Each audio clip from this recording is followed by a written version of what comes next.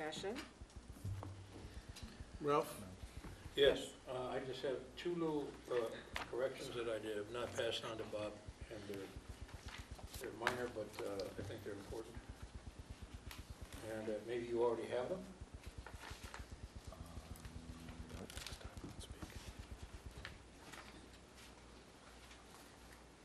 On page 3 at the very bottom, the second to last sentence, I believe it says, it should say, he said that the applicant must show a specific material change, not immaterial change. Okay.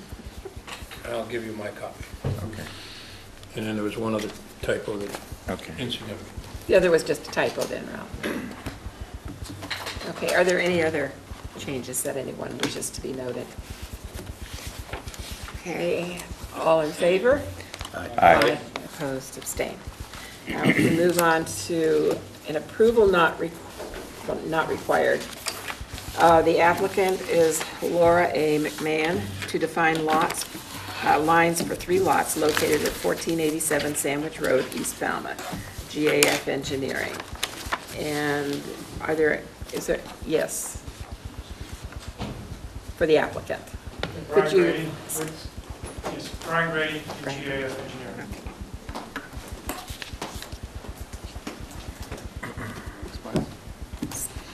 Anybody have any questions of this for Mr. Grady?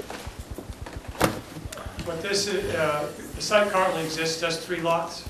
All this plan does is change a couple of the lot lines, giving lot 3 a little bit more pond frontage primarily. So we're not creating any new lots, it's just some changes in redefining the lot lines. Staff has no questions, I assume, on this. Anybody? Okay, then I need a motion, please. I'll move to approve. I'll second. Been moved and seconded. I believe that the correct is to endorse, not to approve. Endorse. Oh, okay. All in favor? Aye. Aye. Opposed? Abstained. Okay, and since Doug is here, we will go on to public hearing. Sorry about that. Worked a little too late. Well, for heaven's sake, you're about a minute late. Applicant is Mammoth Acquisition LLC. Pursuant to Section 16, Chapter 40A of the General Laws, the Falmouth Planning Board will consider granting its consent to the special permit granting authority found under Section 240-51A in parens 11 of the zoning bylaw to consider the request of Mammoth Acquisition Company for a repetitive petition to find specific and material changes in the conditions upon which a previously unfavorable action was based in a decision of the special permit granting authority dated May 22nd, 2013 for Mammoth Acquisition Company, issued under Section 240-51A in parens 11 of the zoning bylaw for property located at 93-105 Davis Straits and 238 Worcester Court, also shown on Assessor's Map 39, Section 15, Parcel 25, Lots 000A and 000C, and Map 39, Section 15, Parcel 27, Lot 000.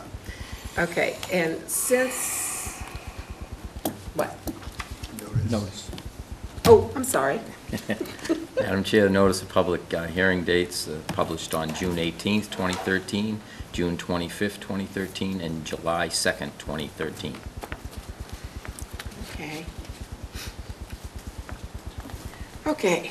I have a question for the planner. Wait a minute, Rich. The planner is going to explain what is going on here because we haven't dealt with this before. And I know I had multiple questions as others have, and so he thought it would be most efficient if he explained the process here. So, Brian, you have the floor. You may recall a couple of weeks ago, we had a very brief tutorial on repetitive petitions, that's section 16 of 48. Tonight, you're going to go through, or tonight you have 2 public hearings. One, you will be acting as the planning board. That's your first public hearing. And as acting as the planning board, you're going to consider granting your consent to the special permit granting authority to continue on in the process, which is the second public hearing. So for the purposes of process tonight, in your agenda, just only be concerned about right now this first public hearing, where you are sitting as the planning board. You're going to consider granting consent. It has nothing to do with specific and material changes that might come later based on the outcome of this hearing right now. Your guidance is to simply think of issues that might be of townwide significance. There actually are no guidelines or criteria in the statute that I've been made aware of. And 6 out of 7 of you must vote in the affirmative tonight to continue on this process to public hearing number 2, where the special permit granting authority, which by coincidence also happens to be you, it typically is the Board of Appeals, will then take up the question in your presentation about the specific and material changes for your consideration. Well, let's just take it one step at a time. I think that will be easier for the board. Right now, the hearing has been noticed for you to sit as the planning board and consider whether you will grant your consent. That's all you have to worry about. It's a discussion amongst the board. The notice has gone out to parties in interest when the time and location of the hearing will be discussed. But it's typically a decision of the planning board members themselves. So with that, I hope everybody's clear, at least on the first step. And so where we are right now, step 1, planning board consent. Rich? Madam Chair, I would like to make a motion to open up the discussion. I would move that the planning board grant its consent to the special permit granting authority found under section 240-51A, paragraph 11 of the zoning bylaw to consider the request of the Falmouth Acquisition Company for a repetitive petition to find specific and material changes in the conditions upon which the previously unfavorable action was based in the decision of the special permit granting authority dated May 22, 2013 for Mammoth Acquisition Company issued under section 240-51A 11 of the zoning bylaw for property located at 93-105 Davis Straits and 238 Worcester Court, also shown on Assessors Map 39, Section 15, Parcel 25, Lots 000A and 000C, and Map 39, Section 15, Parcel 27, Lot 000. Do I have a second? Is that the procedure then? We need to make a motion to consider it? That's what it is. It's We would have to make a motion that we are voting this in the affirmative, or, so it's an affirmative motion. That doesn't mean we have to vote it affirmatively. It just means it opens it up for It discussion. opens it up for discussion, correct. I'll second that. Okay, so it has been moved and seconded. And Brian, I have a question of you. When I spoke with you earlier, you said this is really a discussion for the planning board and it is not open to the public. It's just amongst the planning board Or the members. applicant. It's really, the planning board's notice is to give parties of interest notice where your discussion will take place, is my legal guidance. But the decision is the board's. So do I open it up for public as well? For- I didn't for think so, okay. anybody, right. Okay, so this particular one is simply for the planning board members to discuss. And effectively what we have now, because we turned down the plan, is we effectively have a 2-year moratorium. And so this is, will we give them a second chance and not keep that 2-year moratorium in place? Are there reasons to keep the 2-year moratorium in place is what we have to ask ourselves. We have the Cape Cod Commission report for that area that we're awaiting. What else is going on there? The intersection changes, might those be critical to whether we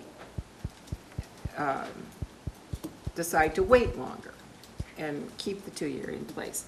Or do we say that maybe those really won't have any effect upon what this whole plan is, and that it is critical to get this project moving? And so that would say, okay, then we approve this motion. So with that explanation too, did I misunderstand anything there?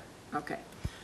So with that little bit further explanation, I'd like to have discussion of the board. As Ralph? Since the original vote was a majority in favor of approving it, I would suggest that there's significant positive interest in this application that we reconsider. Okay. And Paul, do you have any? Well, as you indicate, if this board denies it, they have to wait 2 years. Absolutely, that's the rule. And if this board is going to consider it, it's based on some specific material changes. And we don't know what those are. We don't know what they are, but we're saying that we anticipate that they're coming back, that they do have some specific and material changes. And because we're only dealing with this now, we can't open it up for what would come in the next. Well, if the specific and material changes address some of the issues raised by members of the planning board last time, I'd be in favor of voting yes. Okay. Bob?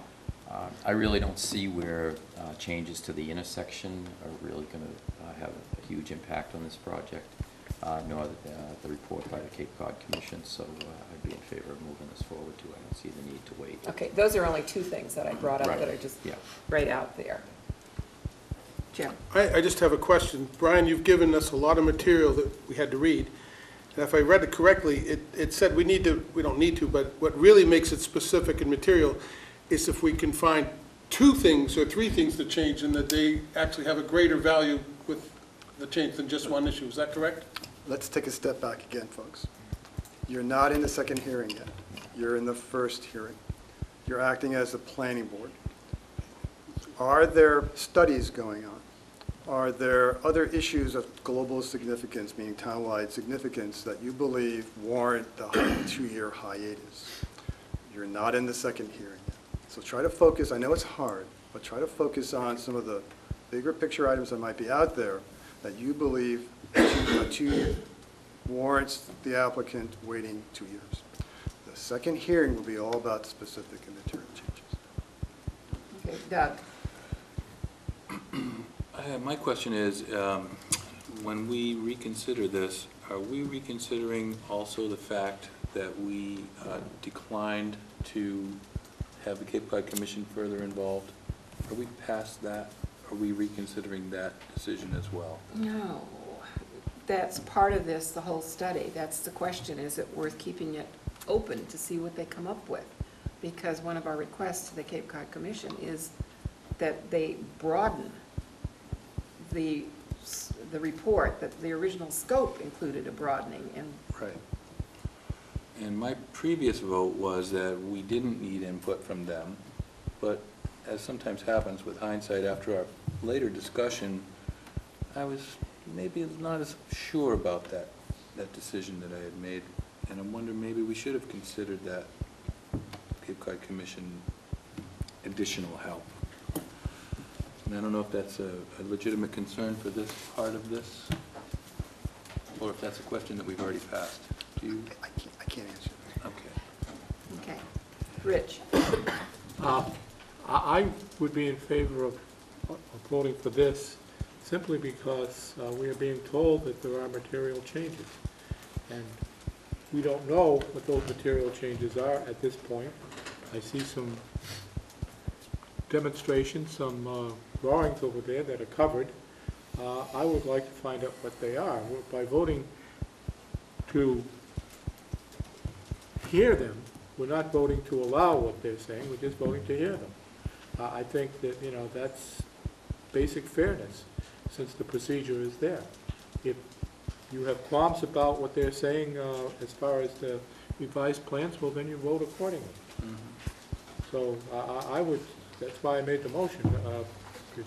And I agree with Ralph, I was part of that majority, not a sufficient majority. I was part of that majority that had no problem with the plans in the first place. Now, maybe others who had problems, maybe those problems will be addressed, but we won't know whether that's true unless we say yes to this and then hear what they have to say. Okay, at this point, We don't know when we might get the Cape Cod Commission report with its broadening, hopefully, of what they were reporting on. So, I will say one thing. The major issue that I have seen at this intersection is not, well, okay, I'll deal with that one. yeah. Okay, thank Okay. you. You're going beyond the scope of this particular question. Are there any further comments here on whether we vote to allow the board to hear it further? Okay, then we're not taking public. You can say something. I know it's a public hearing. Okay, but you got to go up there. Is this correct?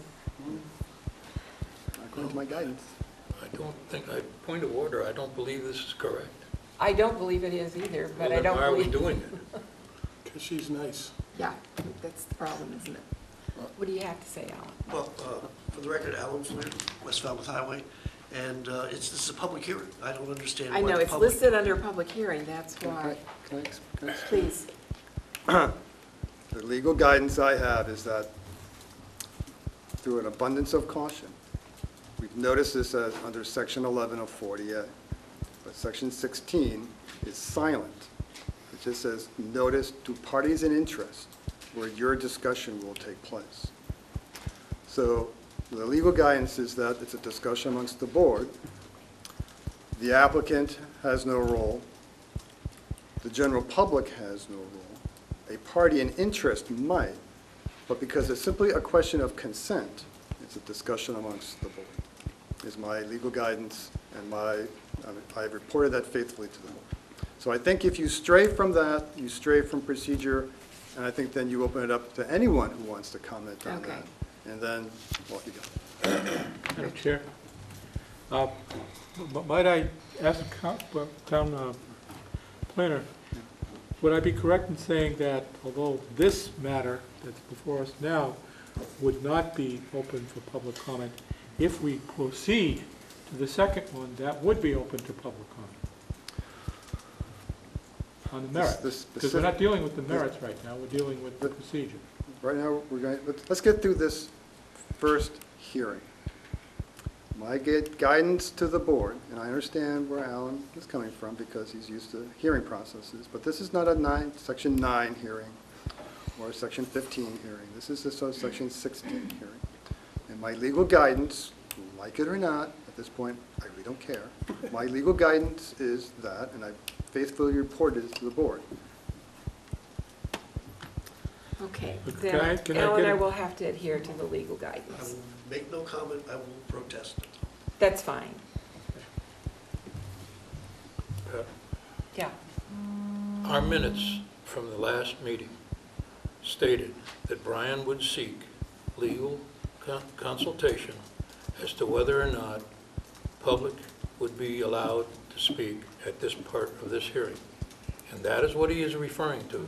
And he has told us that he has received that, and I think we need to abide by it, and I think you're right in not allowing any testimony at this time. And Brian very strongly just repeated that, so I would be remiss if I ignored that. Okay. So, all in favor of the motion, we need 6 votes, remember, to make it so. All right? Aye. Aye. In favor of what? Aye. So it's unanimous, 7 out of 7. Okay. Now, Madam Chair, can I Yes. ask Perry a question?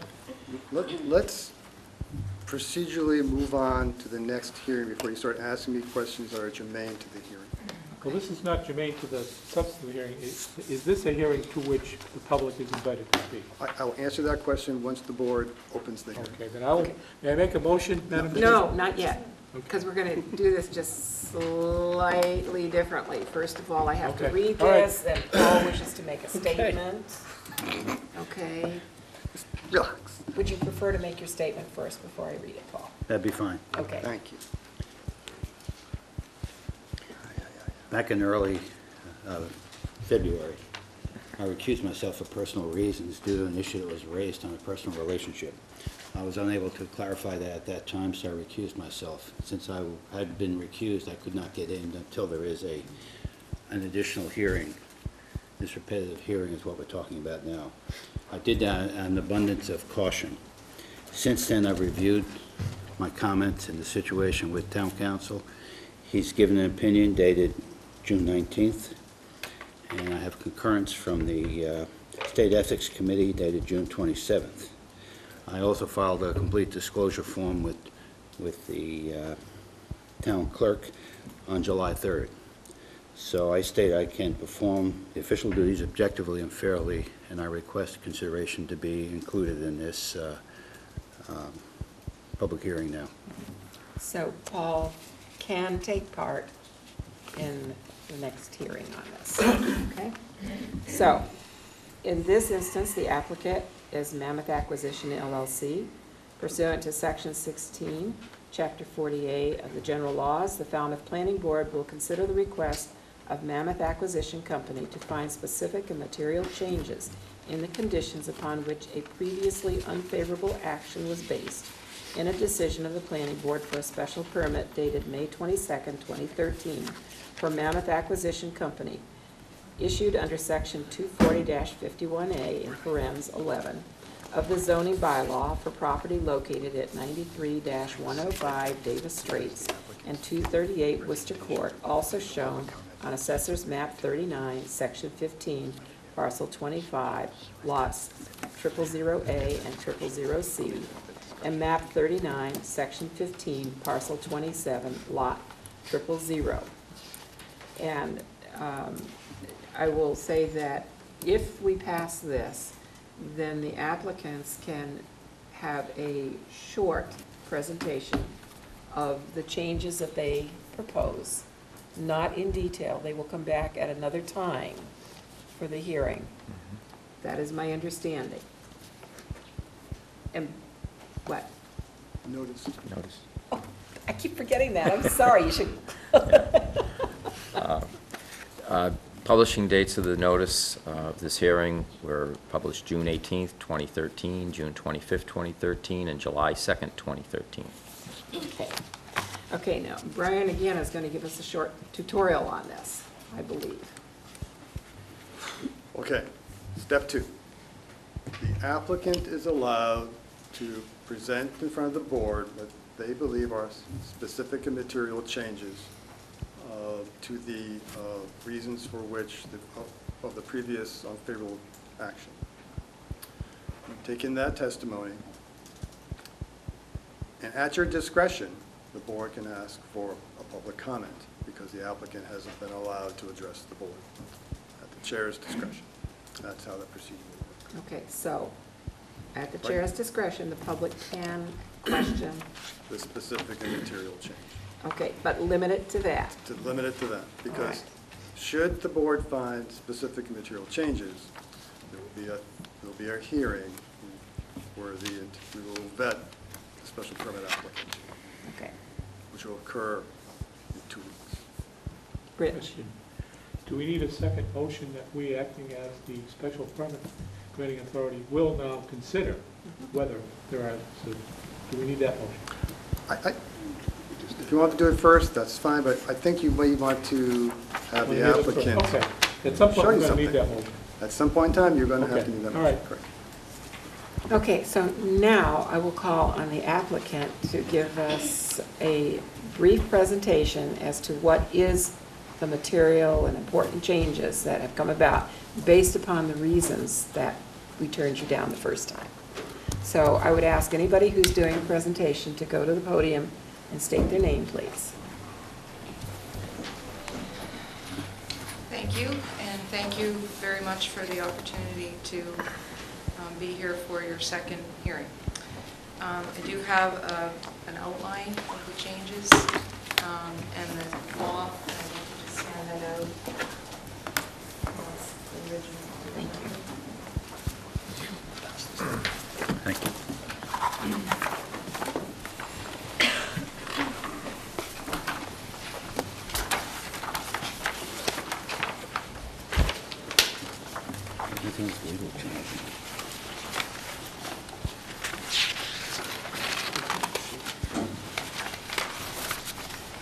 And for the record, I'm Laura Moynihan, an attorney, and I represent the applicant Mammoth Acquisition Company. Kevin Patton is the project architect, and he will show you visually the changes that have been made to the building. We've tried to do our best to determine from the past proceedings what the concerns were of the planning board. We felt that there was concern regarding the facade or the appearance of the south elevation, what I was calling the rear of the building, but I'll call it the south elevation tonight, where the compactor is located. So Kevin will talk about those changes. We also thought that perhaps one or more planning board members may have had some concerns about the flow of traffic around the proposed bank building. We looked at the possibility of rotating that building so that the entranceway off of Worcester Court would come directly into the drive-through. We took quite a bit of time through Mr. McGrath's office looking at that. There is unfortunately a public use district along Worcester Court, and our zoning bylaw says that you can't have a building within 25 feet of a district in which its use is prohibited. So that setback from the public use district, coupled with the lot line setbacks, would have meant that the bank building would have had to shift significantly further to the south, meaning all of the parking for the bank building would have had to have been on the south side of the building where delivery trucks are going through, and only 2 handicap spaces would have been available at the front of the building and about 50 feet away. So we felt that was too far. We did try to look at that and juggle that around, and I'm just telling you that because I think that might have been a concern, but it isn't feasible here to do that because of that public use district and the setbacks that are required. So what I've given you is an outline. I've also given you the referral from the Design Review Committee. We went to them on June 13th and showed them the plans. They wrote a very lengthy referral indicating that they were pleased with the changes. They felt that the project would be a benefit to the downtown core. I've also given you the Rainey case versus Nantucket, which was, it really is the leading appeals court case. I know you have materials on this issue as well, but what's interesting from the full text of the Rainey case is what constitutes specific and material change, which I think you're going to have to look at here, is that the changes can be quite minor in nature for you to make that finding. And as Mr. Curry said tonight, you'd be making that finding that if you're willing to, that those changes are specific and material enough to move on to the third step, which would be to vent and explore those changes in conjunction with the project at a later date. But what's interesting about the Rainey case is that there were cosmetic changes to the building. There was a revision of an outdoor lighting. There was an installation of blackout drapes. There was installation of sound insulating materials in the walls. And there was a privet hedge added. And all of those things together were considered by the appeals court as cosmetic in nature, but certainly enough together for the planning board to properly find that there were specific and material changes to the project. And also in that case, they do cite other examples of cases. The construction of a brick wall along frontage was properly found alone to be a specific and material change. The relocation of access in another case in Zoning Board of Appeals of Glastonbury, again, was found to be enough.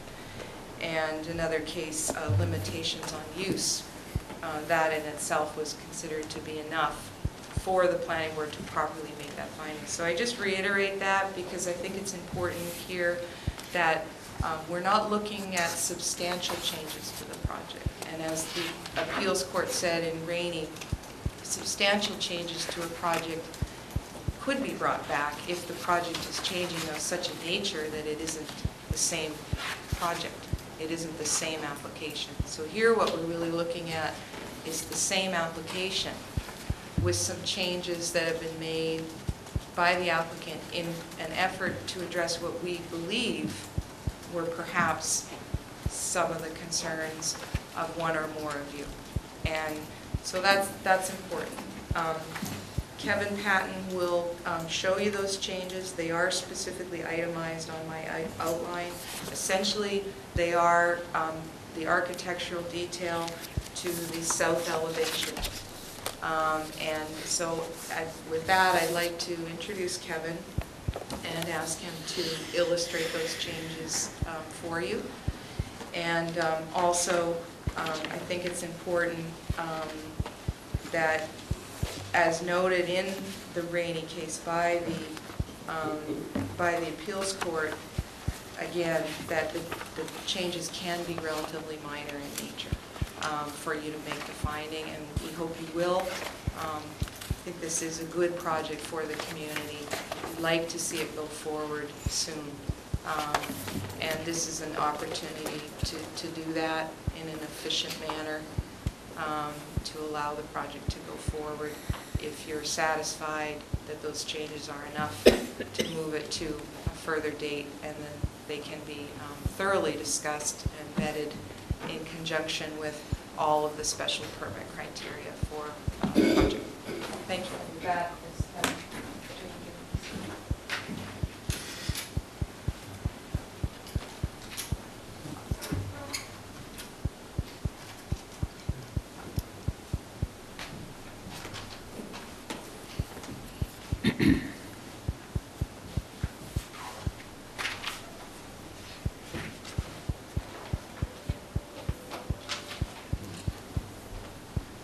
Right, my name is Kevin Patton. I'm a senior associate at BKA Architects. And what we did is we focused on the southerly elevation.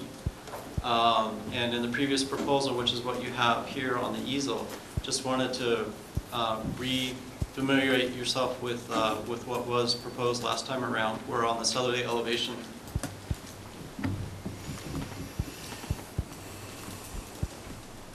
Which is this side of the building. And we had a wood compactor enclosure, and we have our rear roof with 3 dormers on it. We felt that that wasn't at the same level of detail as the other 3 facades. So in the new proposal, we've changed the compactor fence to a brick wall with lattice on the top 2 feet of it, and removed the 3 dormers and replaced it with a shed roof, which is a typical feature you'd find on Cape Cod. And then also added, even though this is not occupiable space, but to reinforce the half-story or second story, we added a series of windows and flanked them with shutters to tie them into the rest of the architecture. And that's a brief overview of the changes.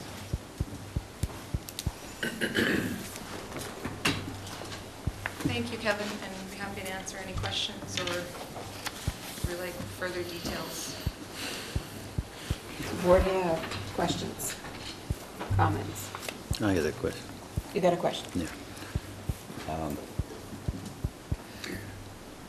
I think the applicant has done a lot on addressing many issues of the planning board, landscaping for one, architecture for another. My concern is traffic, and by moving the access to the property further away from the lights is a very good move. The problem today in that site is traffic internal. And what you're proposing, what I've seen before, is going to make it even more difficult. And I understand what you're saying about you can't move the building, but it does not address the internal traffic at that site. And that's the biggest problem that's in that place today. I was there today and somebody almost hit me. And there weren't that many cars. And by having two-way traffic between the buildings is just going to aggravate the internal traffic pattern. So I'm disappointed to hear that you've looked at it and you can't do anything about it. I would appreciate if you'd at least look a little bit more at that, because I think that's a big problem. Ralph, do you have comments? Yes. The Cape Cod Commission rendered an opinion that there were many more parking spaces included in this plan than were required.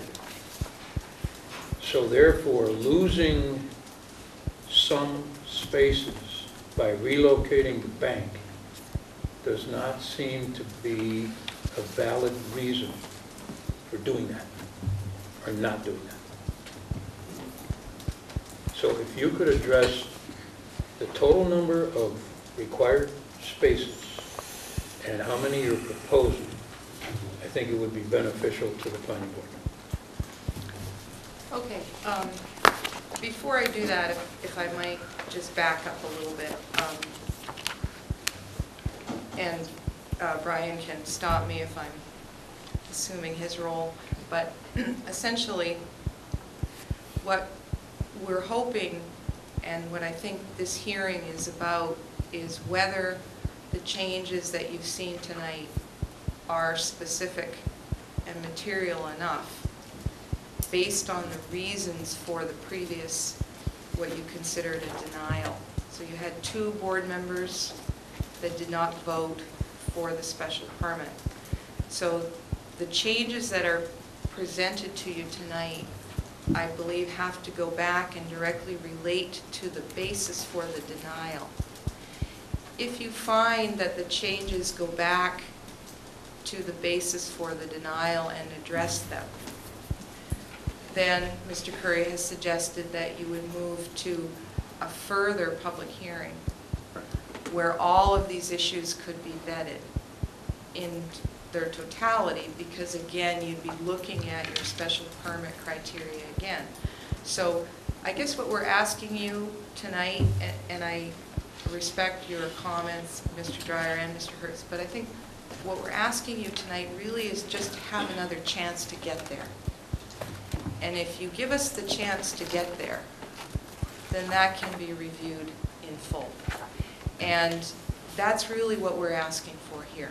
Because without a finding tonight that the changes are specific and material as they relate to the reasons for the denial, and then we don't have that opportunity. And that's what, you know, the court had said in the Rainey case. This repetitive petition procedure, it really gives the applicant what's considered another bite at the apple to try and address all of your concerns at a full hearing, and that's what Mr. Curry is recommending. So we can certainly go into those details right now, but I'm not sure that that's really going to assist this process in terms of what this particular hearing is about and what the decision is that needs to be made. And I guess I would ask you respectfully that you do find that the changes are specific and material as they relate to the denial decision, and let us have that opportunity at a further date to address what you've asked for, to address Mr. Dreyer's considerations. For example, our traffic engineer is not here tonight because we weren't expecting to have this full-blown type of hearing, but certainly he would be able to opine and comment on those things. And we can look at those things after tonight. But that's what we're asking for now. Bob, yours was one of the 2 votes. Yes, and I concur with Paul. The main reasons that I voted the town, I had 10 issues with the traffic flow in and around this site. And I listed those in my comments on Section C, impact on traffic flow and safety. And I also had some concerns under Section D, impact on neighborhood visual character, including views and vistas. But I would like to see this go forward, because I'd like to see what they would make changes. I'd like to give them the opportunity to present that to us. And if by doing this tonight, they can come back and they can show us what they've done to mitigate these situations that we were concerned about, I'm more than open-minded to doing that. Okay. And Jim, yours was the other. Well, what I see there is exactly what I was looking for, a lot more detail. I went by the building today, I looked at it, and it did have, the existing building has 2 different dormers, it has, it looks like it's false, but a deck with trim, and it has brickwork. It's a lot more detailed than just the plain roof and the plain wall. And this is, I like this, I think this is behind the trash, I think they've done a good job. The only thing I would really, my whole concern is changing the name. We're tearing down some historic, well, older buildings they've deemed not to be historically significant. But I would really like to see what the view is from the corner when you come up Davis Strait. So I went there today. There's a couple major trees there. I think they're gone. I want to see, I was concerned about that elevation view coming up Davis Straits. I'd like to see the perspective from standing at the corner of the property at Davis Straits, because there's a couple of massive trees that are there now. Are they coming down? So they're there. I mean, we don't even get into it, but so, yeah, I'm all set. Okay. Doug? I'm willing to go forward and see what the revised plan looks like. Okay. Rich?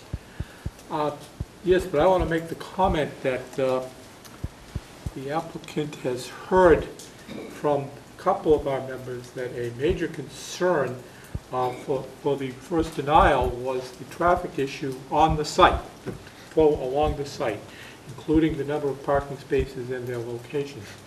That the concept of moving the bank, as Ralph has said, would not impair the adequacy of the parking, because the commission has said that there's more than enough parking.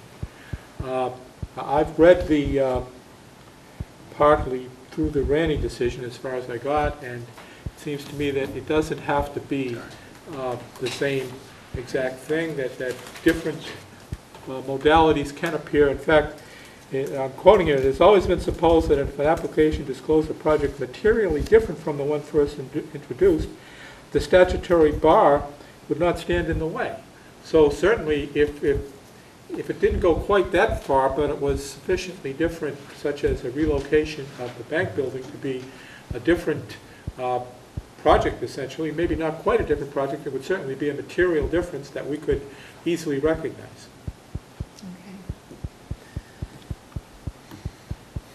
I remember mostly that it was the aesthetics that the denial was based on. And I see that what I'm seeing here is quite a large change and makes, I think, a large difference in what you're seeing. I would consider that the traffic pattern internally, I found it difficult. I didn't say anything about it. So I would consider that tonight to be a heads-up direction more than anything else. I personally would like to see this go ahead, and so you can have another bite at the apple. So that's my feeling on it. And Paul? Well, I just want to add one thing. I think that the concern for traffic flow on the site is an important concern that would make a material difference. As far as traffic in the area generally, the problem is not so much on this corner, it's on the opposite corner by the Stop and Shop where you really yeah, but get... we can't... No, really but I'm saying that's where the You're real... giving them a better heads up. And I think we should leave it at It that. would be more important. But Yeah, I think we should leave it at that. right, okay. Okay.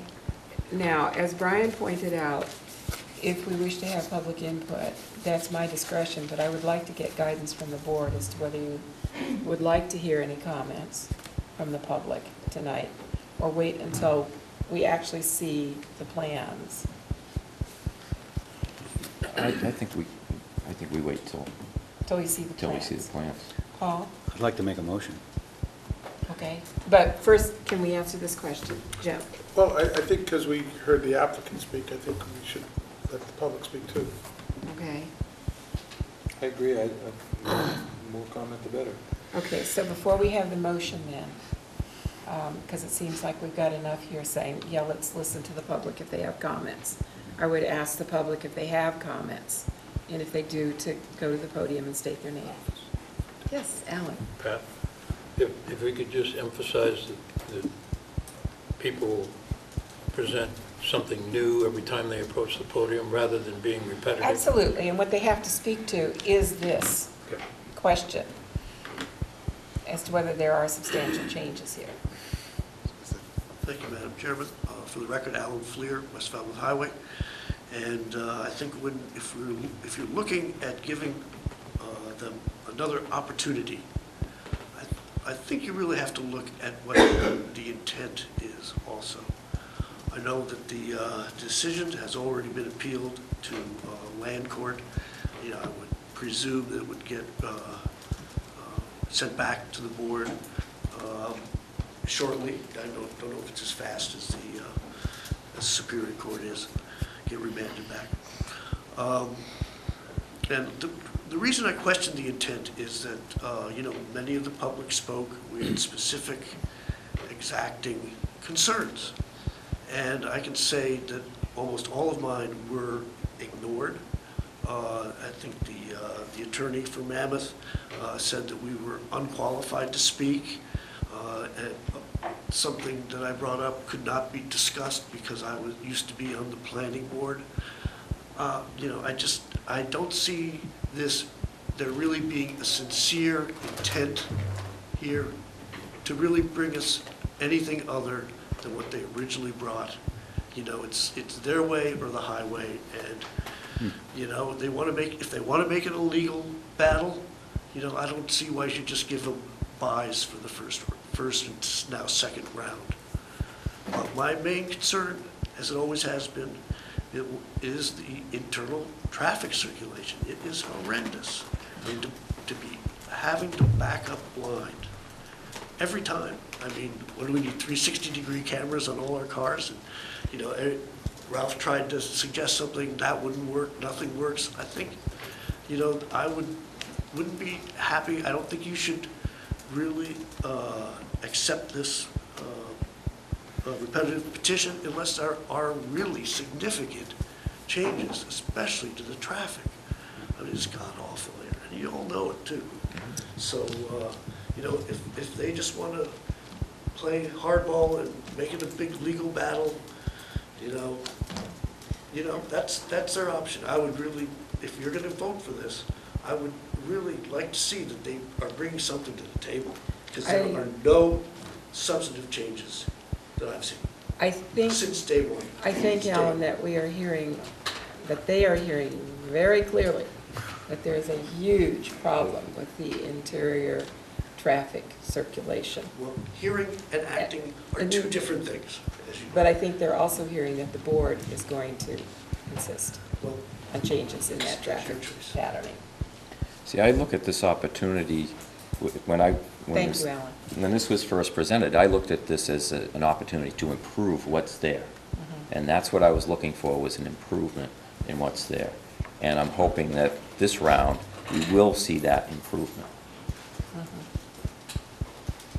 And I think you gave enough detail the first time around, too, as to what you were looking for, that we should be able to see that. Is anyone else on the board? Yes, Rich.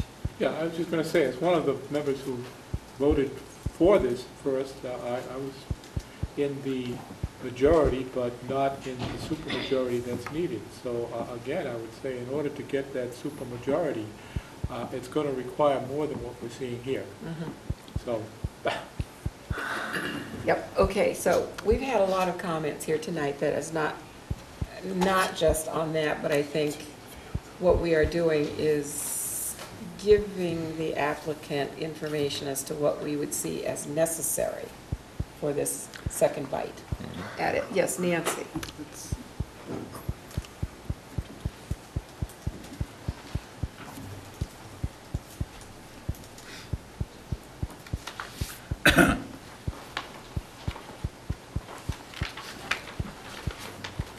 Good evening, Nancy Hayward, West Falmouth, and I am a member of the Falmouth Historical Commission.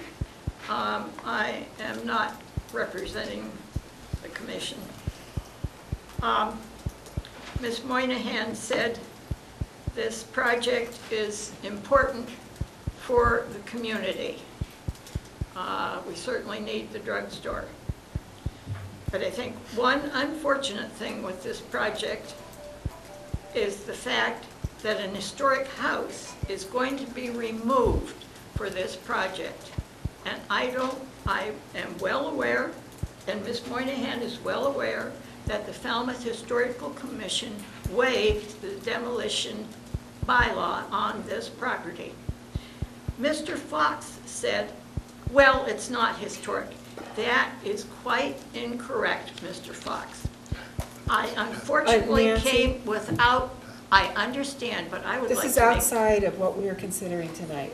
We really can't consider this. May I please make a statement? One statement only, please, because we are only to talk to this. Which Perhaps is, you can view it in a change. What are you losing for what you're getting? okay. This street is Davis Straits. The house that is being removed at 93 Davis Straits, and because I came... This is outside because the purview I of the came- question, Nancy. I really can't allow this. I really can't. That's very unfortunate, because Maybe I think maybe I that can help here. Go ahead, If Brian. if I can, Nancy, let me try to help here.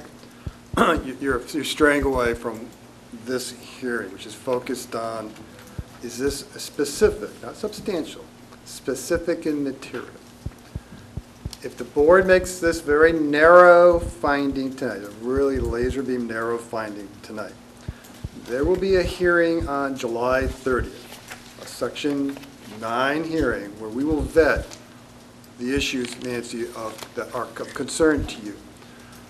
But the only legalistic focus the board has in front of it at the moment, which you can speak to, is whether this is a specific and material change. And if they can find that, we're going to have a third hearing, and it'll be in a couple of weeks. And you'll be able to address the board in its totality. So I hope that's helpful. Thank you, Madam Chairman, and thank you very much, Mr. Curry, for clearly stating the date I hope it wasn't for of the you. hearing. Thank you. Thank you.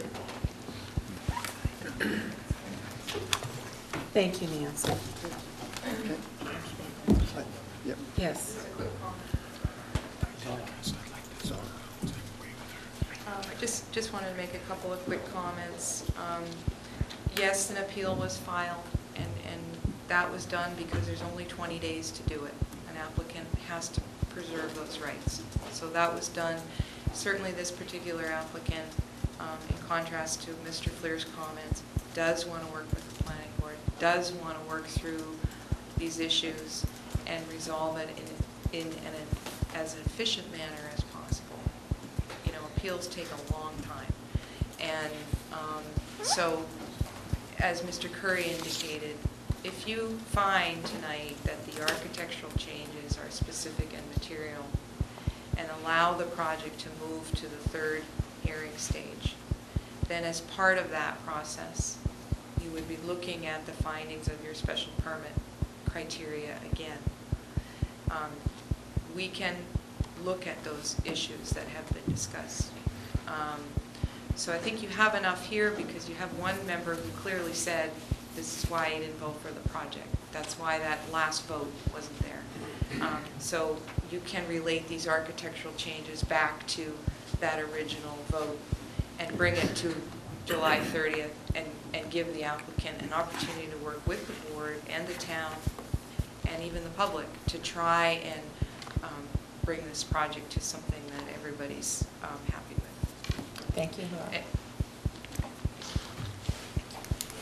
Any further comments by the board?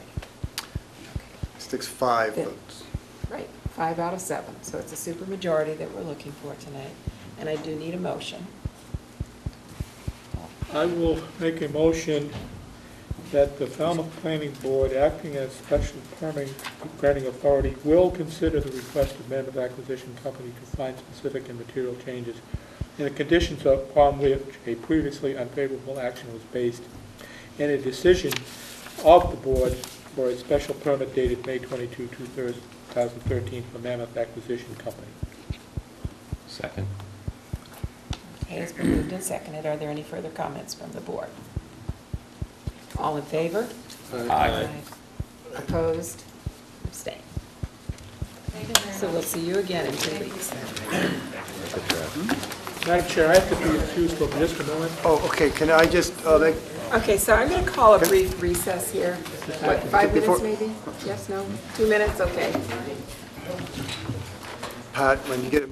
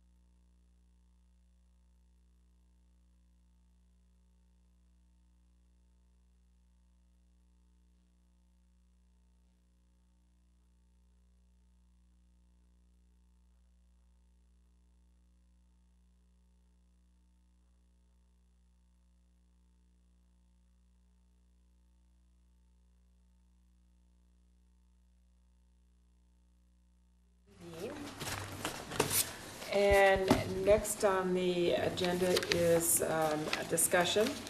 The applicant, Stephen Haddad, site plan review to construct 6 dwelling units and 5 structures with associated parking, drainage, and landscaping on 1.19 acres located at 681 West Falmouth Highway, West Falmouth, VSS Design.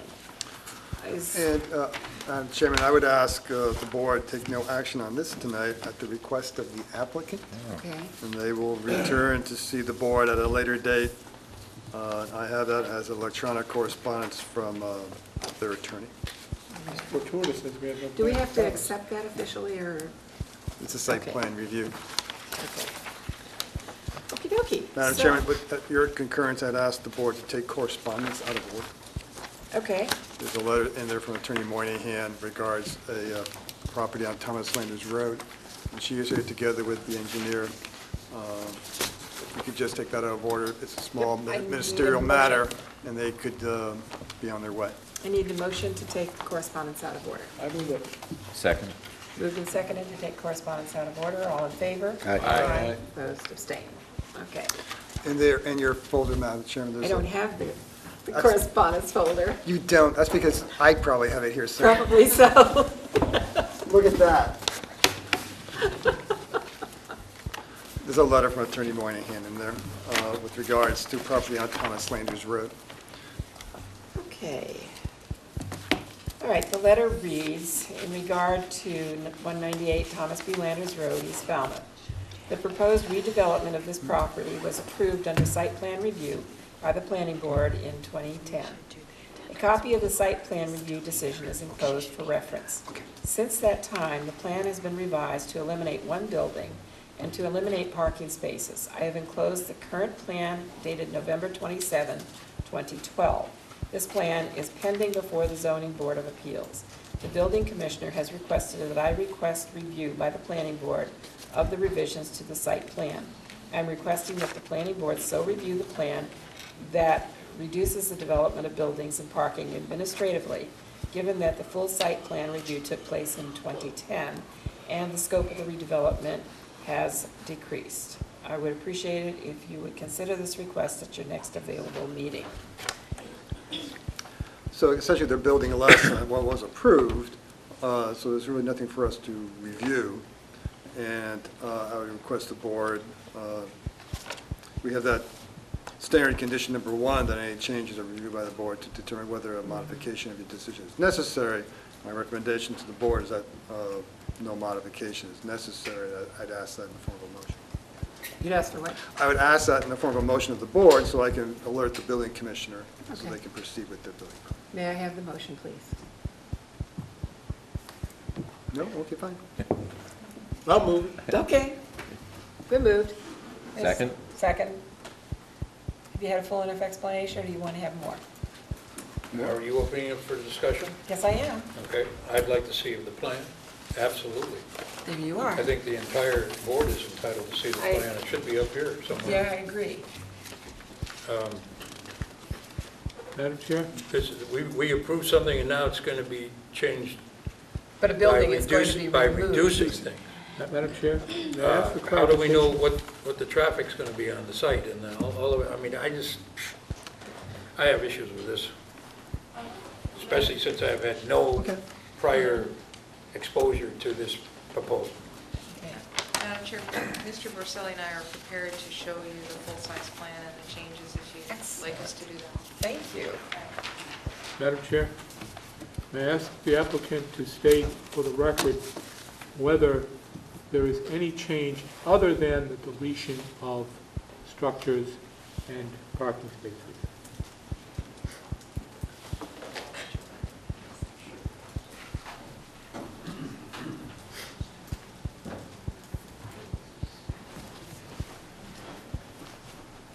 Madam Chairman, members of the board, my name is Michael Borselli from Falmouth Engineering, and I represent the applicant. In response to that question, the changes have been limited to reductions in the scope of the project, including a reduction in the overall proposed building lot coverage. There was one additional building proposed on the site. Instead, now, we're renovating one building and only proposing one additional building. So the overall lot coverage compared to the original plan that you approved 12.4% lot coverage. The new lot coverage is 10.5 because of the reduction in structures proposed on the site. The original plan, because of additional, more buildings on the site, also had a higher parking demand. The uses on the original approved plan were different than what are proposed here, which required more parking. The original plan that you approved had 50.1% lot coverage by buildings and paving. The new plan has overall lot coverage by building and paving of 32.6%, so basically a 17.5% reduction in overall lot coverage. The original parking demand for parking spaces on the original approved plan was 21. The dramatic reduction in the size of the buildings and the type of uses reduces the total required parking spaces to 5 from 21, or a 16-space reduction. On the original plan approved, the entire southerly side of the project was proposed to be paved, and westerly or southwesterly side was proposed to be paved. On the new proposal, it's left as is, no further development. On the original approval, there was significant additional retaining walls required to accommodate the buildings and parking that were required. There'll be no additional retaining walls on the new site. So the new site is, in all aspects, a dramatic reduction. The same driveway entrance is proposed as originally. There's no changes in appearance from Thomas Landers Road. And that's basically a summary of the differences. The question I have is, the buildings that are going to be built, are they in the same footprint, more or less, than originally proposed? Yes. And they're the same size, more or less? Yes. This building is basically the same as this building. All right, that was my question. Can you refresh me as to what the use of this property is to trigger where it is? Yeah, it's 198 Thomas Landers Road. It's the old cement plant that's there. It was approved under an old use variance years ago in the 1960s. So the owner is applied to the zoning board of appeals to modify the use variance to have basically just storage buildings on the site, a very low impact use. The zoning board, as part of that process, will review all elements of the project: access, circulation. They'll look at your former site plan review decision. There's notice to neighbors, etc. That's Thursday night. That's scheduled, and would go ahead if you're willing to vote this administratively. If not, we would have to delay that hearing.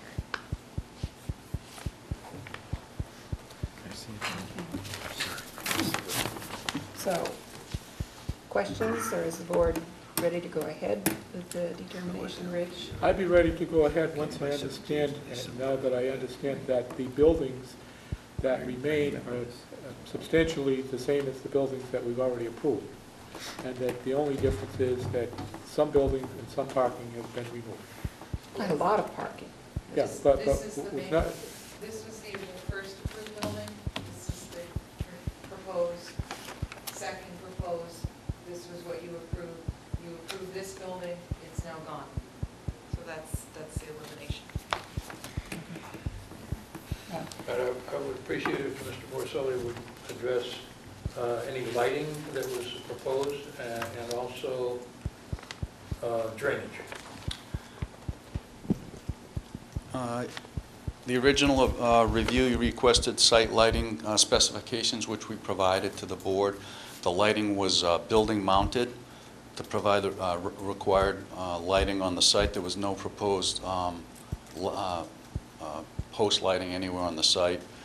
We submitted specifications for that. Nothing's changed. Same lighting, same positioning on the buildings only. As far as the drainage on this site was designed to accommodate all the runoff from the buildings and the paving to a low point here. There was more building and more paving, so there was more drainage on this design. And this design, it's the same concept, it's the same low point where the drainage drains to. There's just less drainage necessary because there's less impervious surface. So the drainage design is effectively the same, just less of it. Thank you. Any further questions? Well, these are the conditions. Okay, so I have had a motion and a second to have this administratively approved. All in favor?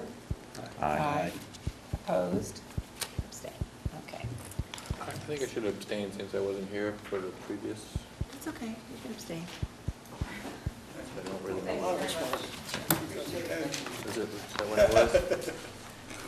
Okay, and we have another letter in here dated July 3rd from Ronald Kahn.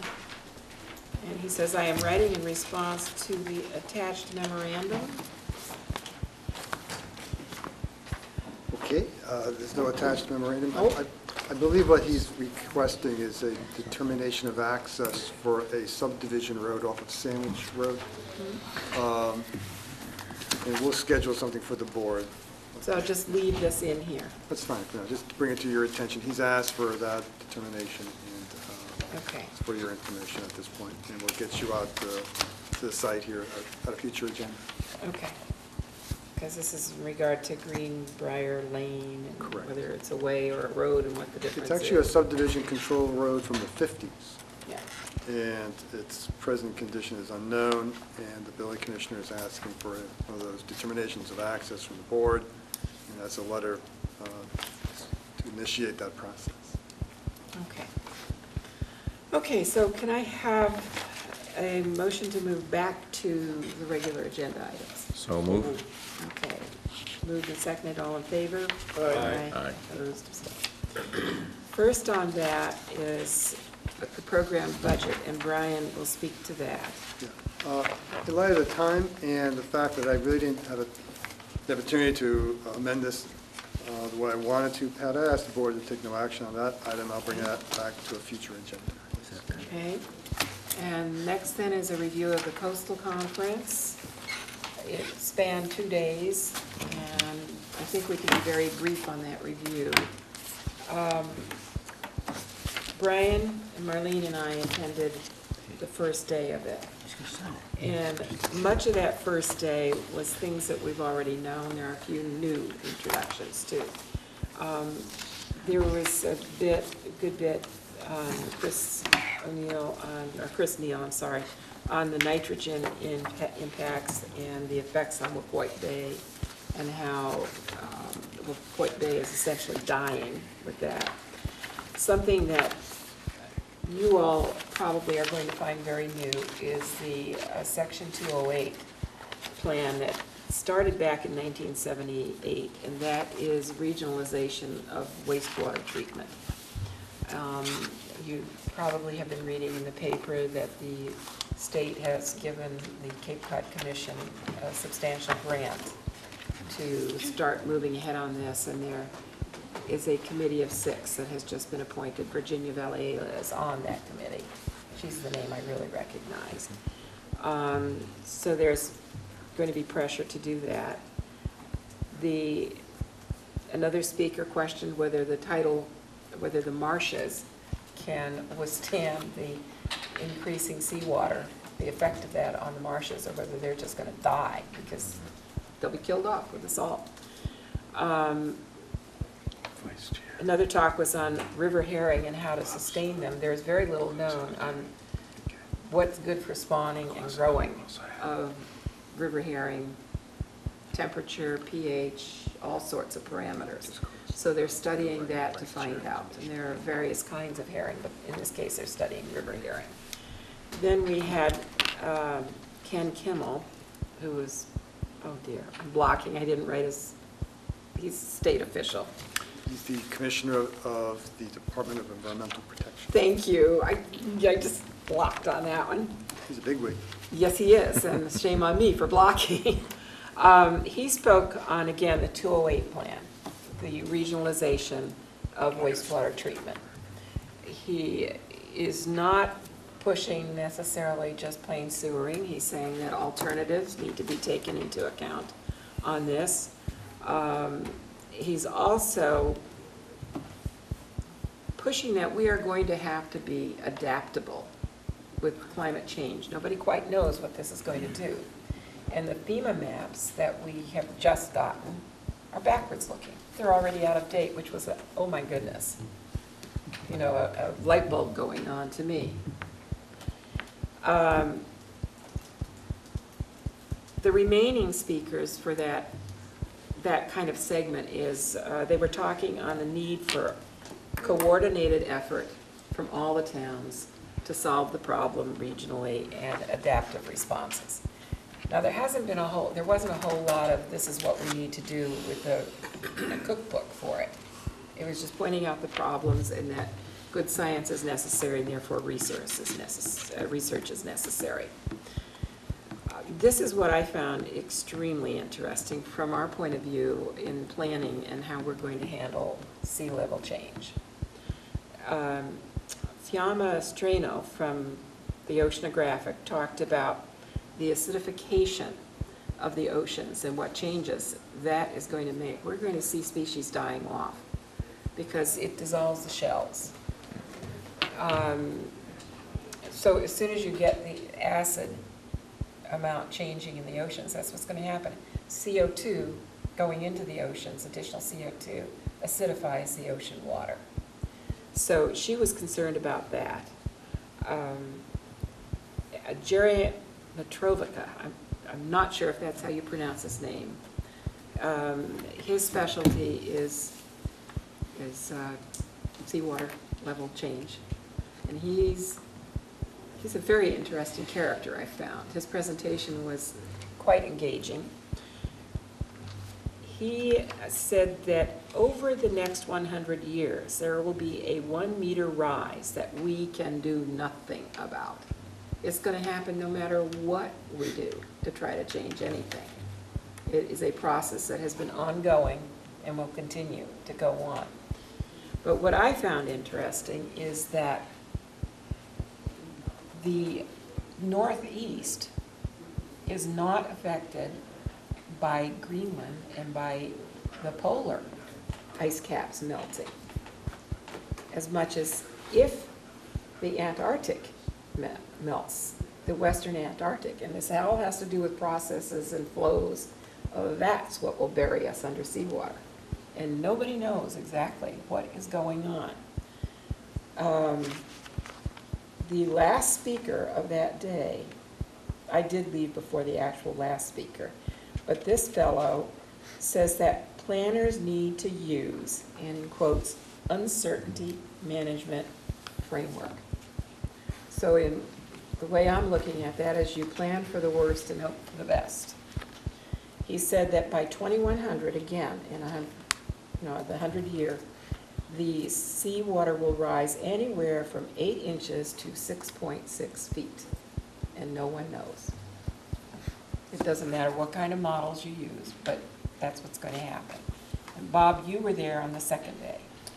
Yes, and I was at the workshop on sea level rise, and we had the planner from Marshfield, whose name I can't remember. Paul Halkiotis. Oh, okay.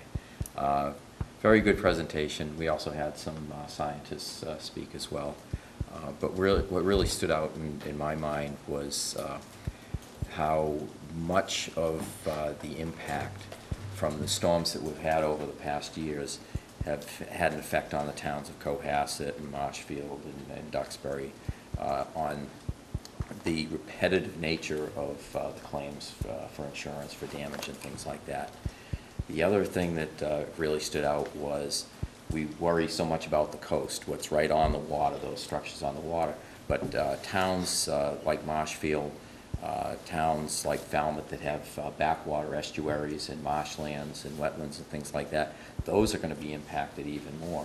In fact, he showed one picture of the houses along Brant Point right on the water, and then the neighborhood that goes towards the marsh side of it, and how the houses on the backside were the ones that were going to be flooded out.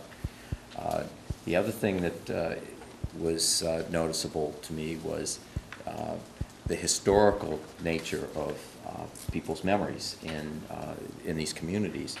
How, I mean, I've only been here 30 years, and I don't really, and even though I've been coming since I was a little kid, I don't really remember how far out the beaches might have gone back in the 1960s. Whereas you do have people that do have that historical memory in the context, and it isn't until you start speaking to some of these people that you actually understand just how much of the waterfront we have lost. And our discussions on the subcommittee for the local comprehensive plan, we've been batting around the whole idea of retreat or armor and all that, and we keep going back and forth on what's valuable and placing a value on certain things. What's valuable in Falmouth is maintaining the road along the waterfront to connect all the different peninsulas. Is that of an economic viable option for us? Is it protecting the infrastructure like the sewer line that runs along the bike path? Looking at other towns, one of the things that I found in the handout section was Chatham, and how they have a zoning bylaw for permitted uses, special use permits in floodplains. So those are some of the things that I think we need to look at as we proceed further with our work on that committee, and then bring it back to you guys to talk about it. But it's it's real eye-opening stuff, and a little scary in some ways, because we are looking 50 years down the road, and, you know, I get grandkids, and I'd like them to be able to go down to the beach here and still enjoy the things that I was able to enjoy. Okay, Brian did attend the second day too. Did I we was at miss the- anything? No, I was at the same module as Bob, and we had plans from Marshfield. They talked about there was a three-town study between Duxbury, Situate, and Marshfield, and they looked at many of the issues that we're actually confronting here. And so it was a good comparative analysis what other communities are doing and thinking about in terms of sea level rise, retreat strategies. Do we armor or retreat? And these are the basic policy decisions that planning boards on the southeast shores of Massachusetts and Cape Cod are wrestling with. So it's good to talk to our peers about what they're thinking and what other planning boards are thinking and how they've approached very similar problems. Situate, Massachusetts is the highest repetitive loss town in the nation. So, you know, it's time to start thinking, you know, every time we get a storm, Piccadilly Beach gets, you know, wiped out. So the start to need to think about what we've been doing for the last 50 years in terms of coastal architecture and engineering. A lot of towns are struggling with it. So they're going to have a annual look at all these issues, and this was put on by the McCoy Bay National Estuarine Reserve folks. And they intend to revisit this issue this time next year.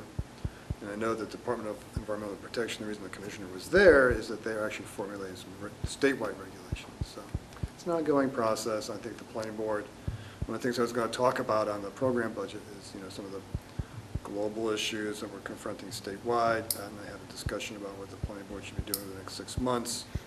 And this is the type of briefing sessions I think the board should have about real issues that are going to confront this town and other towns. Just another side note, I think it was CBS this morning, they did a piece on the Jersey Shore, and there is a direct comparison between a town that engages in nourishing their beaches versus those that didn't. A town that nourished the beach and had enough sand on the beach survived. None of the houses, and their houses were right up on the dunes. None of them were damaged during Sandy. Whereas a couple houses, a couple towns down, they were totally wiped out. So it was an interesting. Speaks to a policy. Yeah, it speaks to a policy. Yeah. Okay. So there, is that thoroughly covered now? Okay. I had just one question in the beginning.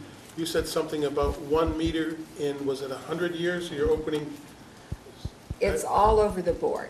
no, but your opening statement, you made it, you said it twice. In the second one, you said 8 inches and 6 feet. At the beginning, can you remember what you said? Yes. Two different experts. 1 meter. 1 But there meter. are two different How many, people. 1 meter was the term, how many years? In 100 years. Good, I'm all set. Okay. I just Two didn't different hear- experts. I understand, I just didn't hear the term. Well, the reason for the dueling experts is we don't know. That makes the point. We're collecting data. We don't know. So just like our FEMA maps are backwards looking, they're sort of backwards looking for the same reason. They extrapolate from what's happened. But for the last 40 years, is it? Let me think. Did I write that down? Okay. For the last, in the 20th century, there has been about 1 inch every 10 years of increase in sea level. That's now speeding up. So they both agree that there's going to be some increase. The difference Correct. is, one says it could be as little as 8 inches, the other one says it's going to be at least 1 meter. Both of them would tell you it's going to depend upon what we do to change our ways between now and over the next 100 years. No, That's not what I heard. that's not what they said. That is not what they said That's at all. something different than that.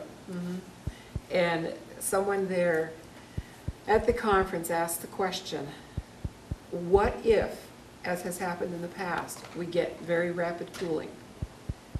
And they all knew it. These people who were speaking about this know it, and we're overdue for that kind of thing. They don't know. It's not in the matrix that they're looking at. So that's why I said it's like, plan for the worst and hope for the best. That's the message that I got. I read something recently that said, the last time that they had the present level of concentration of CO2 in the upper atmosphere, the sea level was something like 17 feet higher, or was it 70 feet higher than it was today? I don't know, but it was a lot higher. Yeah, and for practical purposes, that wouldn't make any difference, would it? No, not at all, would it? So, okay, next on our agenda is committee assignments, and I do have a list here, and I think you all have that.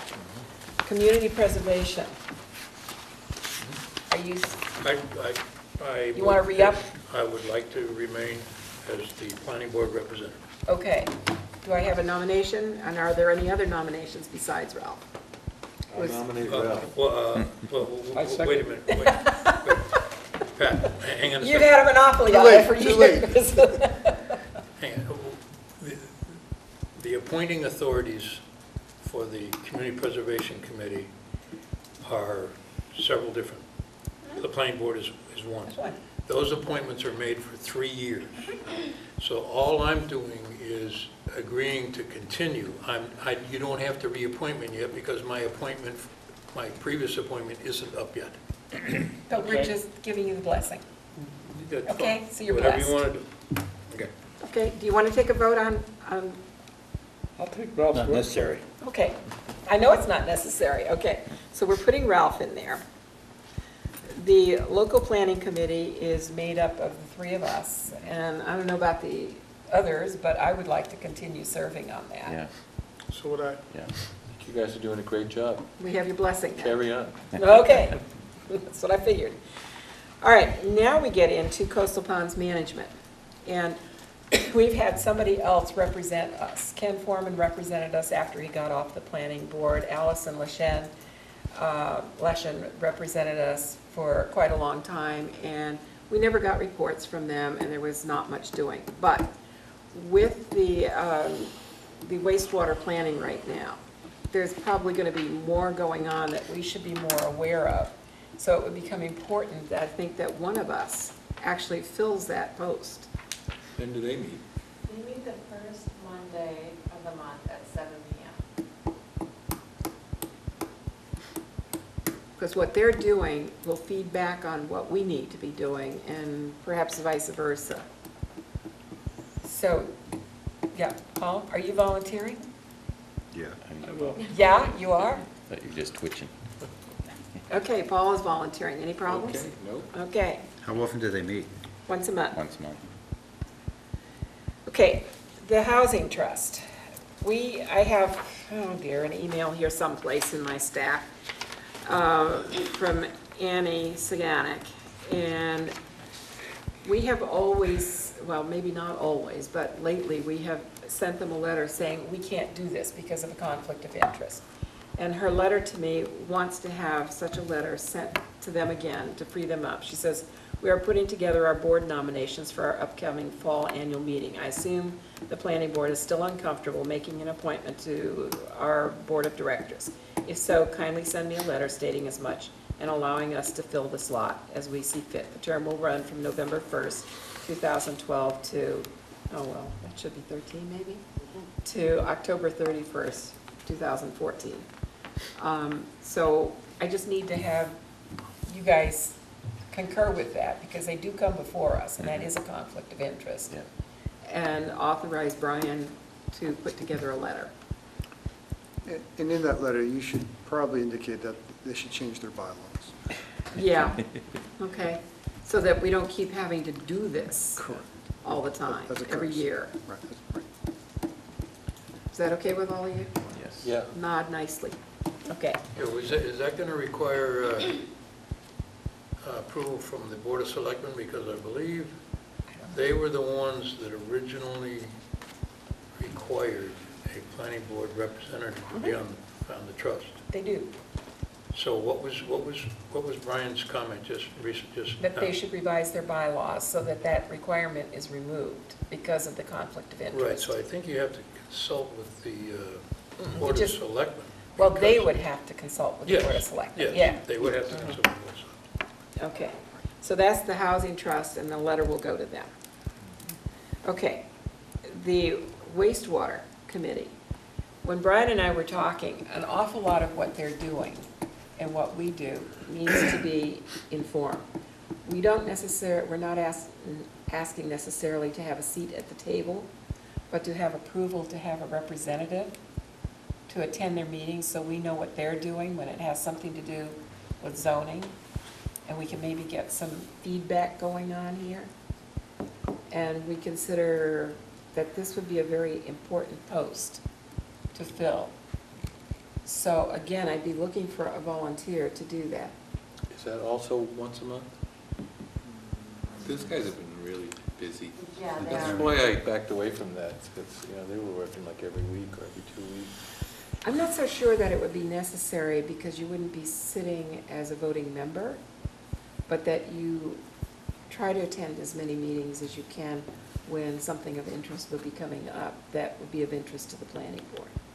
Is that a fair way? Could that person get all the minutes and stay in touch that way and just pick off what? Stay in touch and pick Madam off what we Chairman? need. Pick up what we need? Given my background, it'd be more appropriate I'd be on that committee than the coastal ponds. And I've attended many of those meetings already, just because So of we've interest. got you in there. How about you for coastal But ponds? I withdraw my name from the coastal ponds. Gotcha. You're crossed. Okay. Can we put you Consider coastal that. ponds? I suppose so. Okay. Because that's once a month. Mm-hmm. I've attended many of these meetings already. Yes, so you've already got a lot of the background going on there. Excellent. Okay, and EDIC, Jim has been appointed officially by the selectmen, but if we say, can you serve as our representative too, then he officially can be required to report to us what's going on over there if it's of interest to us and needed for our knowledge. Okay. Okay? Okay. So we've got that filled rather painlessly. Now the pain comes on it, right? Who's doing the coastal ponds? Oh, Doug is. I have Okay. a question. on Yep. this. These are monthly meetings. Who notifies us of the time and place of the meetings? The planning board or this particular committee? We can find out the staff. It will be that committee. The committee will notify We us? will ask So you'll that. be added to the list? Yes, I'll add you to the email. Is it intended that following a monthly meeting, there's a report to this board? We have tried off and on to have monthly reports to this board. Are you Usually with a anticipating a spectacular- verbal report or like a one-page summary Totally of our verbal. meeting? Totally verbal. I don't want to stress anybody out with that, just what's going on. And if there's anything that should be brought to our attention, please give it to Brian or Marlene so that it can be put on the agenda for a fuller discussion if that's necessary. You know, if it's something that we should be paying attention to as a planning board. Okay, who notifies these particular committees of the appointment of the, That can come out of the office there. Brian, is that? Okay. Okay? Now, we have the housing needs study and the local comprehensive plan. Read over it. There are a few changes that we put in. Jim. Those are in red. They're in your packet. There aren't a whole lot. This was from the original request for proposal. They are going back again because the group to which the grant was made, the money was given, kind of fell apart, the firm, and so nothing came of it. So they're regrouping. They're looking, the original amount of money expended was $30,000. They're looking to expand the scope a bit and would like to request from the selectmen a $50,000 budget, if that is possible to do, so that more can be obtained, more information can be obtained. So this is a broader look, not just affordable, but housing needs, including affordable. Or if they're all affordable, if we need housing, then that has to be brought into it. Am I fairly stating that, Marlene? I would just clarify that the original $30,000 is still there. This request is for an additional $20,000. It's not a request for, it's not a new request for $50,000. Thank you, I did not make that clear. So they're looking for an additional 20 to add to the already existing 30. And they're looking for the planning board to support them in their efforts because a lot of this information will be used for your planning, and you're an implementing body for the results. So we'd be sort of becoming an active partnership along with this. The EDIC is part of it, the Falmouth Housing Trust is part of it, and what's the other one? Let me see. The Affordable Housing Committee. Thank you. So what I would like to do is to have a motion that we support this in including the additional 20,000 request to meet the goals, to better meet the goals that are anticipated. I'll only vote for it if it'll actually be read and used. And I understand that too. And nobody can guarantee that, unfortunately. But I think what I can guarantee is that Annie Saganic has been the one who's really been behind this, along with Marlene, in creating the proposal. And I do believe that the Housing Trust will most definitely use it. And Jim, what about the EDIC? Well, the EDIC is strongly behind it, but if I remember correctly, in some of the handouts that we've been talking about when we're dealing with zoning issues, and in particular not creating a spot zoning, that if we're dealing with a zoning issue and we have a study that backs up the change, it gives us then it isn't spot zoning, you know what I mean? We're actually solving a need. And so by having this, if we decide we have to do something on a particular lot, and this kind of supports it, it gives you a little bit more leeway on it as opposed in making a zoning change, to have some actual demographics reports and studies. And I know our committee will use it. Oh, yeah. Yeah, we'll Most use it, definitely, in the local comprehensive plan. And there's a lot of information that we keep lacking, running into situations where we wish we had more information, and that's when we were going through this, that's what this addresses, is it would be nice to have this information, so this study will address some of those issues to help us better plan. Also, as an end result, we want some concrete recommendations, not just a collection of data.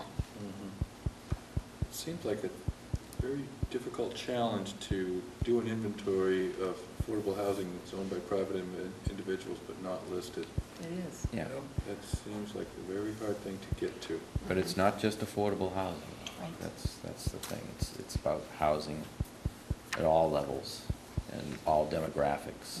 I thought that was a big part of the targeting, was to try to understand how many affordable rentals there are that are not known. Right. Yeah, Well, part of it. what we've run into on our committee is that we keep going back to affordable housing, and yet everything in Falmouth isn't about affordable housing. It's housing for all different income levels and all different demographics.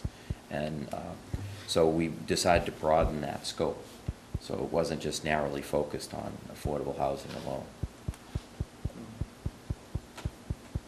See, when one thinks about affordable housing, I don't know about all of the rest of you, but I think, okay, I'm thinking about the young workers who are leaving the Cape because they can't afford to live here. We've got many, many more needs for housing in this town. We've got the elderly who are trying to age in place, who are losing their homes because they can't afford the increase in taxes. You know, it's more than that, which is why we added in the age cohorts here too. So we're trying to get a more complete picture as to not only affordable, and let's assume that maybe they all are going to be affordable, what the actual housing needs are in this town. That's also why we feel that there needs to be additional funding, because we're asking more of the project. Yes. So. Something else that we discussed was looking at where certain populations actually live in town. Where do you find the highest concentration of elderly people? And if we find that, we may not find, but if you find that there's a certain section of town that has that type of population, then maybe that's where you have a service center or a transportation center or things of that nature. Again, it's to help us plan to better utilize the infrastructure and the services that the town can provide. Okay. And Ralph? Yeah, a question for Marlene. Marlene, you're the staff person who works with the Affordable Housing Committee. You're looking, the Affordable Housing Committee's looking for another $20,000 over the previous grant. Are you planning to come back to the CPC and ask them to take that recommendation to the Board of Selectmen? Because that's the way the Falmouth Affordable Housing Fund operates. The applications for affordable housing through the fund are first submitted to the CPC, and we recommend them to the Board of Selectmen. I'll answer that question, Rob. Pardon? I'll answer that question. Okay. I think that's a process question. I think we'll get to how the procedure will work. Right now, the question in front of the planning board, as planning board members, is do you support the scope of work for your planning efforts? If we can get that question answered, process questions are under review. Okay. And I totally support this. Okay, so I need a motion then that the planning board wishes to vote to add its support to this. No, I can't. You can't, because you're on the CPC. I can't. Okay. What? I think you can, but that's got to discussion. I'm not going You'd to. rather not? That's fine. Okay, I'll make the motion. okay. Can I have a second? Second. Okay, any further discussion of this? Questions? All in favor? Aye. Opposed?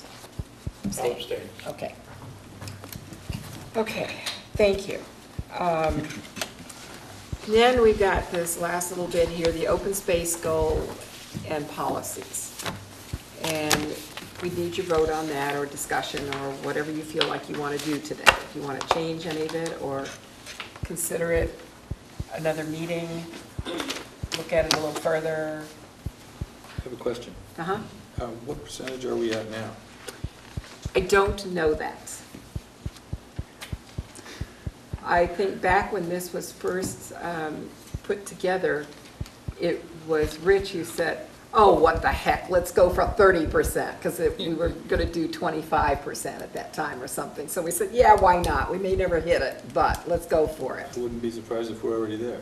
I don't think we are, but I don't know the answer to that question. Okay. It's in the 20s somewhere. About But 22%. Okay. And I think that the language no less than is important. Mm-hmm. I think that was your language, if I'm recalling it appropriately. So, I think you have to look at some other issues, too. There's a lot of non-taxable property in town. State property, people in Woods Hole and so forth not paying taxes. I think we have to look at how that impacts this open space goal as well. okay, 30%, how does that add into it? Yeah, there is a large amount of property that is not taxable. What you're saying is there's de facto open space, maybe? Well, I don't think you can arbitrarily pick a number without looking at all the facets of it. Okay. I think there's a lot of issues involved in doing that. I think there's a pretty good effort to do this, but I think there are other issues you need to discuss. And I suggest we bring it up again. Okay. What percent is there now? 300 committee, for example, is going to set aside 300 acres. They're already 2,300 acres. Yeah. So how does that impact on this, too? I think we have to look at those other issues. Counterpoint to that, Wait a minute, Ralph has hand up. Would it be appropriate to use the word continue in front of distribute on item number 1? Because I think we've been doing that. We've been. I think the 300 committee and the town meeting have been pretty diligent about trying to distribute open space throughout the town. So you want to say continue to distribute? I don't know, I'm asking. Okay. Yeah, I'm suggesting that we might want to do that. That would be, in other words, pat ourselves on the back. Okay. Maybe you could use that up here in the goal. Continue to acquire, no less. No, I think it's what Ralph is saying is that Yeah, one thing is acquiring and the other is making sure we have an equitable distribution throughout town. Yeah. So we have to think about that. We may take that back and change Yeah, that. yeah. So I'll put continue to. Anything else, Rich? Well, I just want to get back to the point about the tax base. I mean, you could go to a town like Revere, where there's so much depressed value because of overdevelopment, that, you know, they're all taxable, but what are you going to get out of them? Whereas you come to a town like this, where you've got a lot of, the value consists in just the fact that they are proximal to open space. That there is views, that there are vistas, that adds to the value, therefore, that, you know, that enhances the tax base by itself. So it's a balance.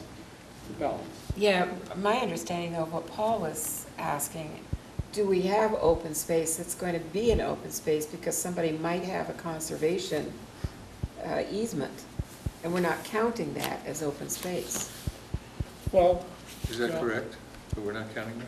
I'm sorry, what was the question? If people have a conservation easement, Okay. but they own the property, is that being counted as open space? Oh, yes. Oh, okay. Sure. yeah. Sure. I think what Paul was asking is what open space might we have that, Right, well, there might be some open space that the town owns that may be de facto open space, say the land around Long Pond, was purchased by town meeting for water conservation purposes, period. Doesn't have a conservation restriction or easement on it, so it can be someday revoted by town meeting to say surplus it and sell it. So it's technically possible, but probably not going to happen. So do we want to count that land that has been already obtained by, say, town meeting or others as protected open space but doesn't have a conservation restriction on it? Some of those policy level questions. That's fine. That's a fair comment, Paul. It's come up before. If you count that kind of land, you've met your 30%. okay. So that's an important policy. Okay, so yeah, maybe we need to take those wrinkles into consideration and see what we might really have with the wrinkles in place. We might need less open space. Oh. Old baby Bill. Well, after I started that Well, fight. my only comment was, Leave the you room. know, this is something that, that we propose at town meeting, and then town meeting makes a decision. Right. And there'll be a lot of discussion on the floor. So we're not the ultimate decision maker here. This is an offering to town meeting, and they're the ones who make the call. Yeah, Rich. This will get back to something Bob was saying about memories from the 60s of beaches. Well, I don't particularly remember how much more of sand there was on Surf Drive back then, but I certainly do remember how easy it was for young kids to go out in the fields with a shotgun and be able to hunt squirrels in many parts of town, not downtown, of course, but out in West Falmouth, East Falmouth, North Falmouth. Can't do that anymore. Yeah. Can't get 500 feet from the building. Yeah. Yeah. About the only place in this town where you can hunt is the Crane Wildlife Reservation. Now, maybe you don't like hunting, but the point is, that's how much development we've seen in this town, the chewing up of open space over the past 40 years. Yeah. So, Yeah. good Well, news. what I'd like you all to do, this was derived quite a long time ago, probably 5 years ago even. And so we're resurrecting it because it really is done, we think. But what we'd like you to do is take a good look at this and see whether we've nailed the open space goal and see whether we've nailed open space policies or whether other policies should be added. Keeping in mind that we're trying to limit it to one goal and 3 policies, if we can, for each item. So if you have any suggestions, could you schlep them off to Marlene so that we can bring them up at our next meeting? Yeah. Oh, next meeting. Okay. No, at our next comprehensive plan meeting. But what were you I'll going to let you add? know now. Well, back to what Paul said. Why not assess public use parcels and determine if they are to be considered open space? That's something we probably don't want to have under a policy. That could be under an action item. Okay. Okay, because a policy is, remember, with these, we want to look ahead 50 years into the future if we can. I see.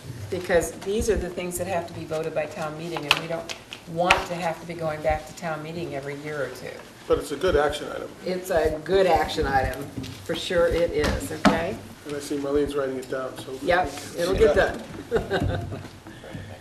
Are there any future agenda items that people want to bring up? A future agenda item for the 30th of July will be the public hearing that you just approved for the project for CVS.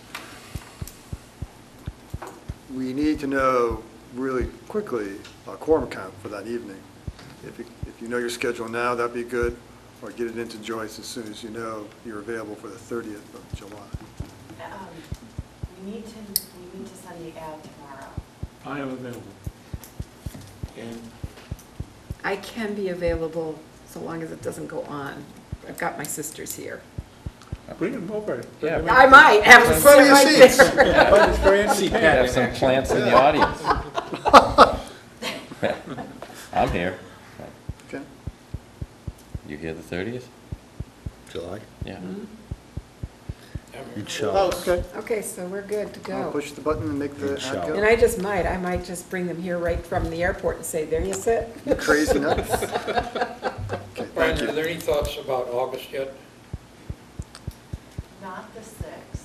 Right. Probably looking at the 30th of July for sure, obviously. That's our next meeting? The 30th of July, well, Oh, we have 23rd also, right? we have the 23rd scheduled, but if you're going to be meeting the 30th anyhow, I may bump it, pile it all into the 30th for you, so you're not having two light agendas, have it all on the I'm 30th. not going to be happy with It's that. not going to be early always. What's your first one? Meeting next week. Well, instead of Mr. Haddad being on the 23rd, you'll see Mr. Haddad's project on the 30th, unless you want to be out 2 nights. Makes sense to me. And in August, what do you In think? August, or probably, for sure not the 6th. The earliest in August would be the 13th, and that's still under review. So the 13th, okay. Right. The 6th is out because I won't be in the country, and Marlene will be in another country too with the Historic Okay. Districts Commission. August 13th, okay. And then July 30th. The 30th.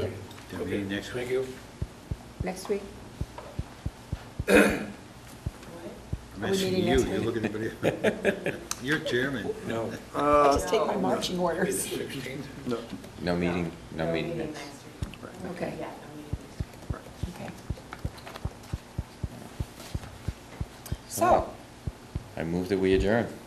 Second. all in favor? Aye. Thank you all.